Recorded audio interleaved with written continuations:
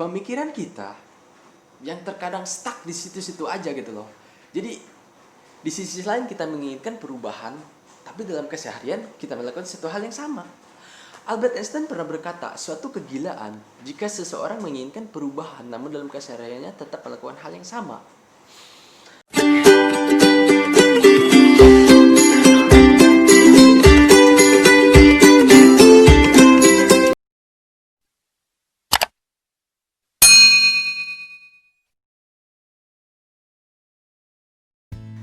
Tidak ingin lagi memikirkan tentang masa depan.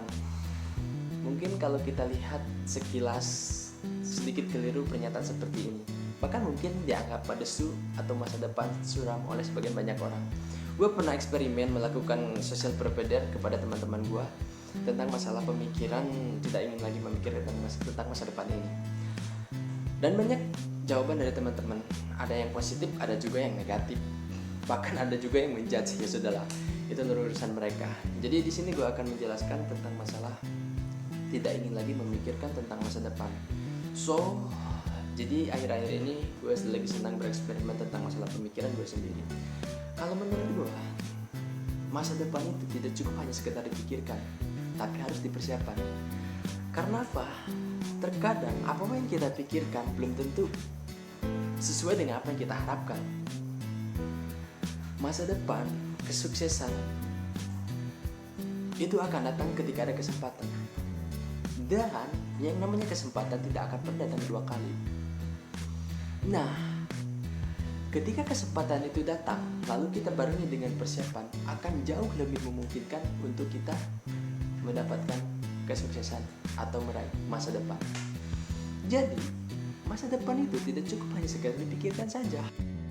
Memikirkan masa depan itu adalah bagian daripada teori, dan melakukan persiapan itu adalah bagian daripada praktek. Mari kita analisis definisi dari teori dan praktek itu tersendiri.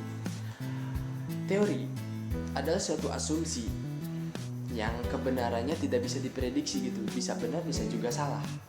Itu hanya sebuah analisis dalam pikiran kita. Sedangkan praktek adalah suatu kejadian atau perlakuan yang kita lakukan sehingga menggabungkan teori.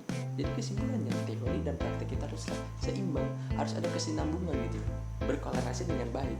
Teori dan praktek harus sama-sama berjalan. Kalau teori saja tanpa praktek tidak akan pernah berkembang. Begitupun sebaliknya, praktek tanpa menggunakan teori hancur. Ya mungkin akan sedikit berhasil, tapi kemungkinan untuk berhasil itu sangatlah tipis. Tidak bisa tertata dengan rapi serapih kita menggunakan teori. Jadi teori dan praktek itu haruslah seimbang. Jadi beriring bersamaan itu, berjalan bersama, harus balance.